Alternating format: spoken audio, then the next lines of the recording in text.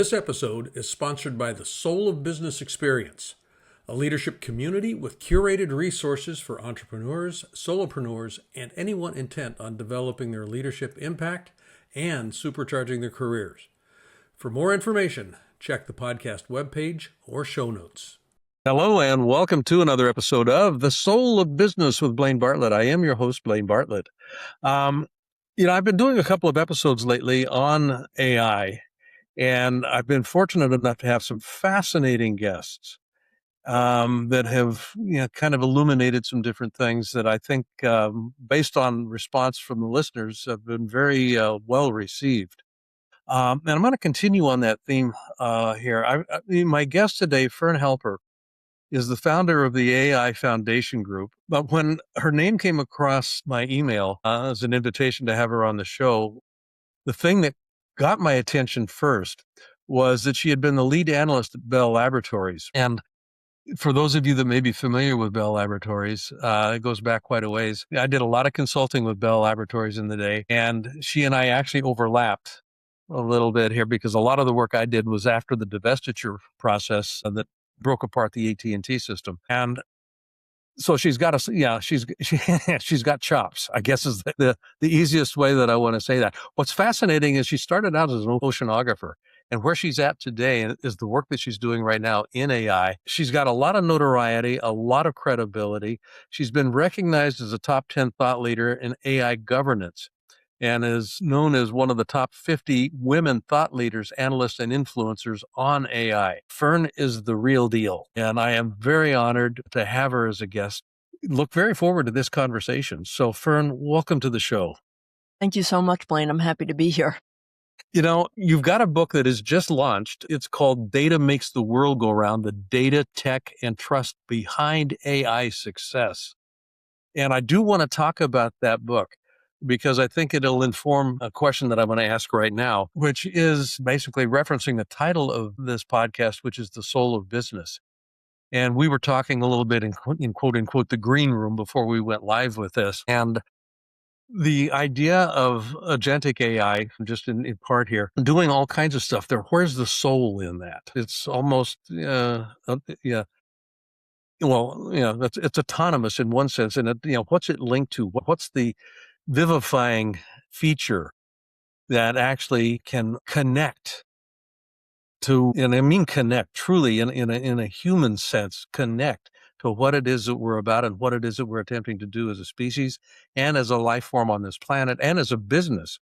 So with that highfalutin sort of an overview, when you hear the term the soul of business, what does that bring up for you within the context of what you're up to right now? Yeah, it brings up the first thing I immediately thought was that agents, and people may argue with this, to me are soulless, like I wrote this book initially because I was thinking about the fact that with the advent of generative AI, a lot of experts sort of came out of the woodwork, because they could write a prompt or had some idea. And certainly generative AI makes it seem like AI is very easy. And so I wrote the book because I wanted to sort of talk past the fact that AI isn't just a tool, it's a set of capabilities that an organization needs to have in order to be successful, things like governance capabilities and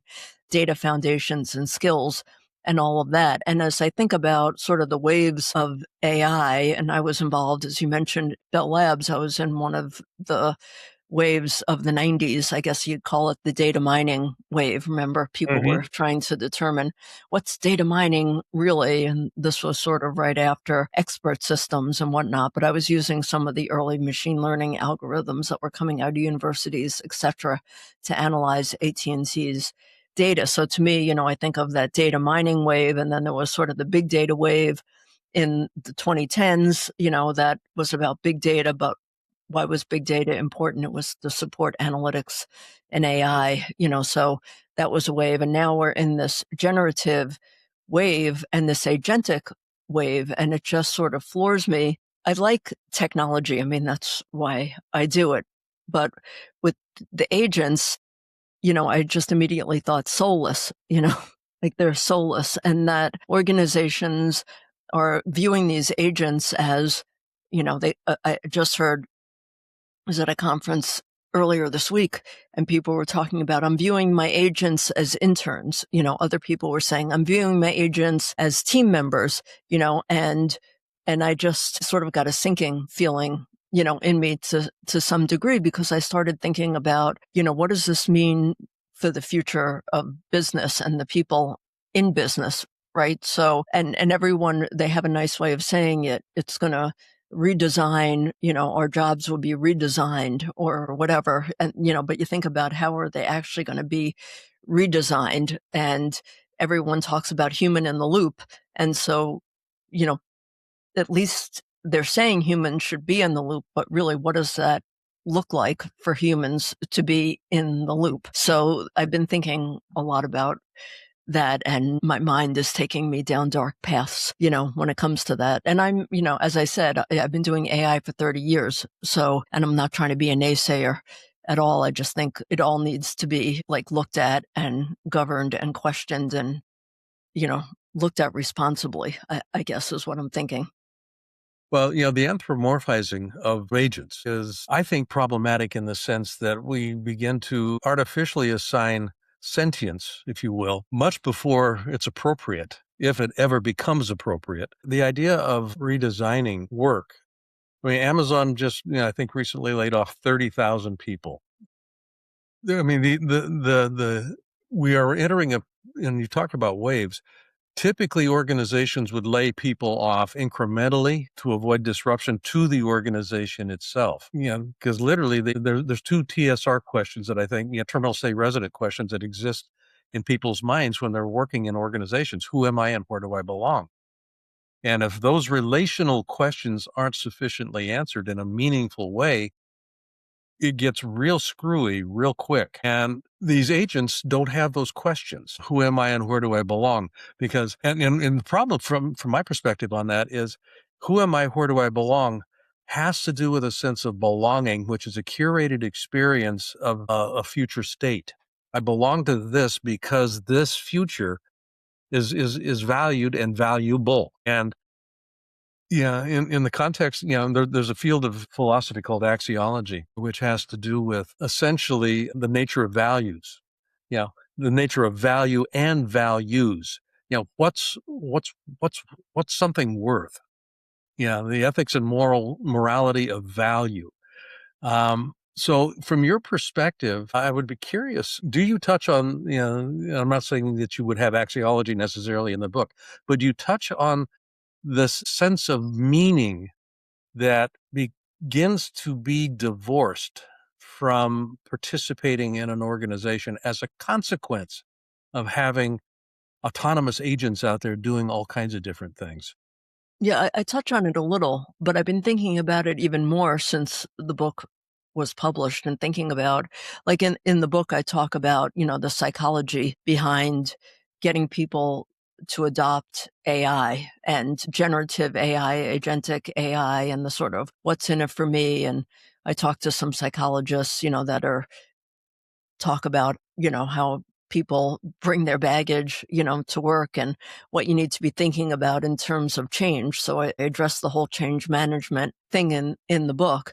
But as agents become more popular, and we hear all about what these agents can do in the redesign of work, I've been thinking more about what the roles look like, and what certainly knowledge workers, how their jobs may be sort of redesigned. And, just even sort of taking a simple example and thinking about critical thought and judgment. Everyone says, well, critical thought is still going to be necessary in judgment because you're going to be working hand in hand basically with these agents. That's the idea. But then if you take that, some other points, you think, okay, let's think of a simple scenario of how I might be working with an agent, so I might have an agent that generates weekly executive summaries, right? Taking my company's data and, just let's take the churn example, right? And saying, maybe this agent produces reports weekly that maybe you used to produce, right?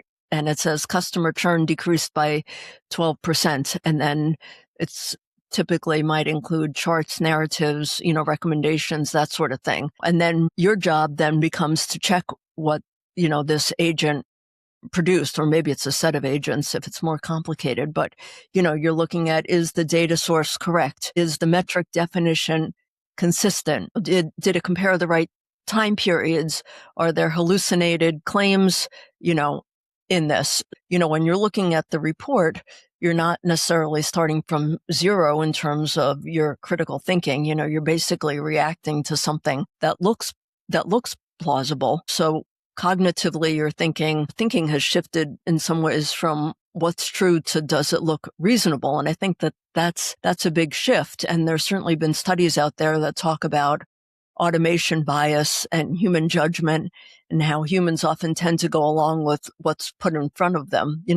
So we talk about human AI collaboration, but it's a question of, what's going to happen to our judgment and critical thinking skills. So organizations are going to have to think about how to deal with that. I mean, you can even think of, more complex sort of issues that are involved than just that. It's really, I'm not a psychologist, and I'm not a I don't know how human judgments are actually formed. But when I think about someone who is used to sort of starting from zero and producing things, I mean, me as a data scientist, I liked it because I wanted to find patterns in data. It was like the thrill of the chase. You know what I mean? Like, Yeah, what's I this do. data going to tell me today? Like, to me, that was exciting stuff. And, I'd like to pick through it and look and see. And so what does that do to my job if the answers are just there? I mean, I either have to be more upskilled to actually come up with the algorithms, or, to put the systems in place or whatever, because am I going to be happy just checking to make sure that they're right and asking it questions? So, I just think the nature of what a number of people do will change. In my circles, people talk about the billion-dollar company with one employee, and, you think about those types of companies. And I think that there are companies that are billion-dollar companies that have not that many employees. They're mostly like sort of mid-journey type of companies, right? Like that have a lot of software engineers. But,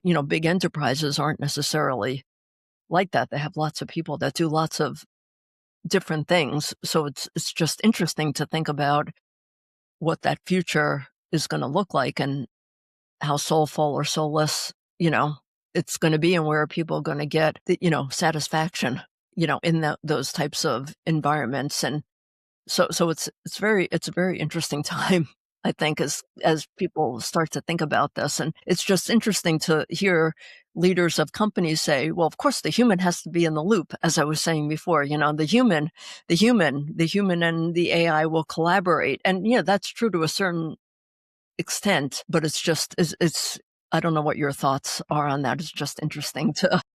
I'm intrigued. I mean, that's kind of you've mentioned critical thinking a couple of different times. And if there is a collaboration between my agentic counterpart and me, they're accessing data and data sets that I don't particularly have in the quantity that I definitely don't have access to. And my experience with particularly education today, and I'm going to just kind of go back to a basic assessment here. Our education system was developed for an industrial revolution, or developed as a consequence of the Industrial Revolution. So let's, send kids to school so that they become cogs that will fit into this machine, and they will. And so there's a lot of compliance that's built into it and all kinds of stuff. And I think that that's gotten worse and worse and worse, in the sense that critical thinking is not built in to the process any longer. I mean, when I was going to school, and I would assume that this would be true for you, I mean, I recall studying the classics and being quizzed on, what is Homer trying to say here? Mhm. It's going, what does that have to do with anything? Well, it has to do with how you think. Right. I mean, you went to high school to learn how to learn, and you went to college to learn how to think, right? Wasn't that Yeah. always so? That was Yeah. ideally what, yeah. And the thinking piece had to do with being exposed to divergent ideas, sometimes disruptive ideas that challenged the paradigm that I was used to living within and comfortable with. My concern is that we don't have folks in place today, and this is, I think, and I look at my grandkids, they aren't taught critical thinking. Yeah, they're taught to go along and don't rock the boat. But my concern here is to the point of the soullessness of agents and the way that the algorithms actually can conspire to be pleasant in response. And that pleasantness will abrogate, my fear is, and I've seen this happen, any kind of a critical pushback hmm to the data that I'm being presented with or the results that I'm being presented with. How do we actually address that? How do we address our need Yeah, to do critical thinking? I yeah, think that that critical thinking piece, and I know that's we're going to chew on an elephant here. We'll take it one bite at I guess, a couple things. I mean, in terms of, how you do work to keep your critical thinking sharp, I guess you could say, I think that before, I guess organizations are going to have to put guidelines in place if they care. I don't know. It depends on who cares or who doesn't care, but I would say, things like separating roles for generation and evaluation. First, before you start to use an AI tool, maybe you first have to have a hypothesis. Like, I think that, what do I think that the churn rate was, going back to that example I gave before, and then you're doing some high level analysis and looking at the data. I remember when I was in graduate school that my major professor said, first, get comfortable with the data and look at the data, because I was doing a lot of statistical analysis and I was running all my data through all these statistics. And he was like, whoa, what do you think first? You know what I mean? So, yeah. So first having your hypothesis, or maybe making sure that you have different people involved in a process, so it's not just you, it's also someone else. Days where you don't use AI at all. I mean, those types of things that you would want to, periodically remove AI assistance, so that you can maintain your human skills, provide alternate scenarios, if, and assumptions, and think about what the AI outputted and what you would view as the assumptions and the scenarios and, those sort of things, or encourage contrarian analysis, as part of any review process. I mean, I just think that there's things that organizations, if they think it's important, are going to have to put in place to help keep people sharp. But you think about it, and AI, all of this generative AI output that we have now is sort of just moving us to the median, right? Because that's how these algorithms work. And original thought actually happens at the long tails. It doesn't happen at the median. So if I'm producing, I had some original content, original thought, and then I'm using pieces of original thought and using those as my input, to some generative AI model that then is going to output my marketing content. And then I use that output again, it's going more and more to the mean. So that doesn't encourage original thought at all. So I think that there are some roles that still require original thought, and people who are very quantitative, who can develop and engineer things, that will be okay to a certain degree. And then I guess people who can audit and govern and whatnot, what's happening, with these systems, maybe hopefully they'll still have some critical thought sort of also, but all of those repetitive, the jobs that still may have been manual, and may have been error prone, but you still hopefully had some critical thought in those. It's going to be interesting to see how those evolve.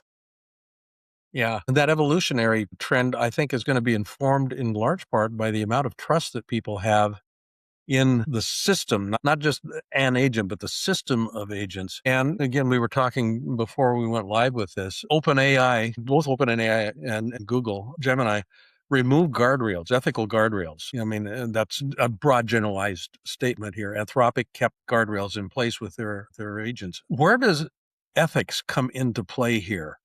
when we're looking at both the critical thinking component, because if there's no ethical guardrails or guidelines, with a large language model, but just kind of take, what most people would think of as an AI platform that's predicated on large language models. And generative AI is a little bit different because now we start moving into potentially a different way of thinking, a different way of using AI that isn't solely based on a linear, large language model construct, and we can get into more of a holographic view. What happens from an ethics perspective with that sort of a move? Yeah, that's a good question. And as we move towards agents, and I think, when I think about, the fair use and bias and, all of that, certainly that was something that we thought about with machine learning models. I mean, some of the Yeah, early issues with machine learning, not early issues, but some of the issues that were highly publicized, right, had to do around things like machine learning models only selecting males to be engineers when they went through resumes because they were trained on resumes that were historically male because males were historically engineers, right? right. So like that was a big to do sort of when that came out, or, the whole, I think it was the Apple Card, right, that gave men a lot higher credit limits than women, even though women had the same, you know, revenue, or the husband and Yeah. wife, there were all of those, that became very obvious that there were bias and ethics concerns with that. I mean, the whole compass system, right, about recidivism in the prison system. And although Yeah, that system's still in it's still intact. production, yeah, it's still there now. But, when I ask questions, because I'm also the VP of research at a company called TDWI, so I do a lot of primary research about what's happening in the market and what people think when I say, is the advent of generative and agentic AI made you more concerned about responsible AI, meaning bias and fairness and accountability, all of that stuff. A lot of, not the majority, but a lot more than I've seen in the past. I had an, an answer that said, absolutely. When they were like, absolutely, like I'm so much more concerned about this now. So maybe, I think that organizations realize that the risks are higher, the business risk, the financial risk, the reputational risks that they have, with these systems. And I think that they are concerned about it. Unfortunately, there's things that you can do as you build models to sort of deal with bias. There's some tools out there in the market that can help you deal with bias and fairness. But when you get into agentic systems, I mean, it's just so complicated and there's so many controls that you have to put in place. And thinking about laying out these systems, a lot of people I'm talking to now are saying, no, we're just going to make these agentic systems deterministic and not probabilistic, because we need to have guardrails on them in some way. We just can't sort of let them loose at this point in time. So, roam the wild and do what they need, what they could potentially Taking that do. So probability and running with it. Yeah. yeah, I think that, definitely organizations are concerned about this. A lot of organizations I talk to, they're saying, whoa, I'm putting the brakes on some of this until I can figure out where the guardrails need to be. And I view that as very positive, in terms of people actually thinking this through. On the flip side, I hear a lot of organizations saying AI is moving so fast, I have to stay up. I have to stay up to speed and, just let 1,000 flowers bloom or whatever, I'm just going to let people in my company build a bunch of agents and see what happens. And I heard about one company that they built like 27,000 agents. And now they're sort of saying, whoa, like what are these What do we agents do? doing? And I guess they think and now organizations may think it's enough to just sort of inventory what agents they have out there. But how are you going to sort of stop the proliferation of all of these agents? I mean, some of it's just from a cost perspective that you have a lot of agents. There's going to be a lot of duplication and those agents are going to be doing the same thing. So why have multiple of them? You should be thinking about things from a systems, design point of view. But then there's also what havoc can these agents actually cause? because it's all still very, very early days. That's what I see in my research. It's early days. People have different definitions of what an agent even is in my mind. To me, an agent, is can perceive and reason and act, but a lot of people call agents things that are just a conversation with with the generative AI system. Yeah. So I don't view that as an agent. So I think, we have some time to figure this out. And it seems like a lot of people are trying to figure it out. Of course, there's still, of course, there's, I don't want to get into politics or anything, but, the current administration doesn't seem to necessarily be interested in the guardrails, that should be put in place because, they're just looking at the economics and, how this can propel the U.S. into a position of superiority or whatever. But I just think it's really important to look at all of that. But I come from an auditing background too, so I think I think about that stuff from at least, from those perspective.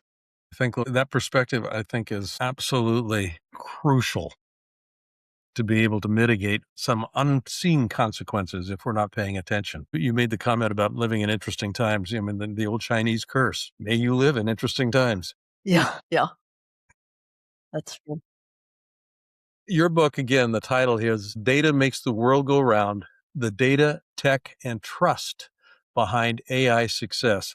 And I'm assuming because it was published in April, literally this month, all the regular places, I'm assuming people can access it. Okay. So folks, find a way to, go to Amazon or wherever you go to a brick and mortar store, sit down with a cup of coffee and get a book and sit down and read it. Barnes & Noble would be a good choice there. Fern, I've got to bring this to a close just in the interest of our timeline here. I cannot thank you much for what you've brought to the table here. I could continue this conversation for a long time. I really could.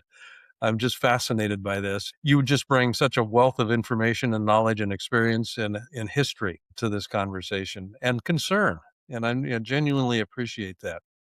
I'm trying to temper my concern with my general enthusiasm, you know what I mean? Because I've always been enthusiastic about this, so now I'm trying to bring a balanced view. Good.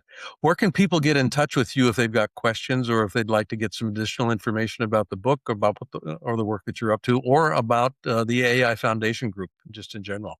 Yeah, the AI Foundations Group is a good place to go. There's, contact me, how to contact me there. They can contact me on LinkedIn. I'm on LinkedIn. Those are two good places. Okay. And is there a URL for the AI Foundations Group? Is it just one? Yeah, it's aifoundationsgroup.com. Yeah, pretty straightforward. Yeah. All of this will be in the show notes. So thank you so much again. I greatly appreciate your time and your generosity with your knowledge and wisdom. So, My folks, pleasure. Absolutely. You've been listening to The Soul of Business with Blaine Bartlett. And as always, I'm going to just kind of close off here with an admonition to you and an invitation. Everything in nature serves in some way, shape, or form as a center of distribution. There is literally nothing in nature that serves as a center of accumulation. Just by default, everything distributes in some way, shape, or form. So in your life, act as if you're a part of nature. Go out and be a center of distribution. Give something away. Distribute something, a hug, a smile, tip the bill, whatever it might be. Be a center of distribution. I think you'll find that your life works really, really well when you're using that as your frame of reference as you move through life. And until next time, thank you for listening, and we will see you on the next episode of The Soul of Business with Blaine Bartlett. Take care. This episode is sponsored by the Soul of Business Experience, a leadership community with curated resources for entrepreneurs, solopreneurs, and anyone intent on developing their leadership impact and supercharging their careers. For more information, check the podcast webpage or show notes. Hi, I'd like to ask you to do something for me if you wouldn't mind. If you like this episode, I'd like you to not only subscribe on your favorite site, but I'd also like you to give a rating. Ideally, a 5-star rating would be greatly appreciated. But I think more importantly also would be just some comments. That helps with the algorithm and it helps build the audience with this. And more than anything else, if you could invite somebody else to listen, just share this episode with a friend, with a colleague. And I'd like to see how we can grow the soul of business. I think it makes a difference. Thanks.